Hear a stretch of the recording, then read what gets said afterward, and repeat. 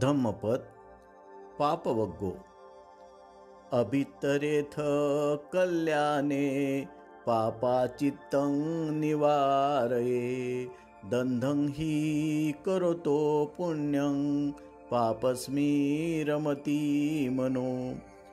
शुभ कार्यात त्वरा करावी, पापापासून चित्ताचे रक्षण करावे, कारण मंदगतीने पुण्य करणाऱ्यांचे मन पापात रमते। अर्थकथा।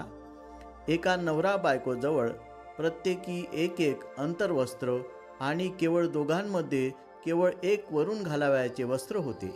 एके दिवशी नवऱ्याने बुद्धाकडून धम्माचे श्रवण केले आणि त्याला आपले वरून घालावयाचे एकमेव वस्त्र बुद्धाला देण्याची इच्छा झाली, पण लगेचच एक स्वार्थी विचार त्याच्या मनात आला।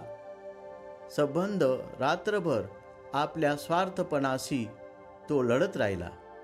अखेरी ते वस्त्र त्याने देऊन टाकले आणि उद्गारला, मी जिंकलो, मी जिंकलो।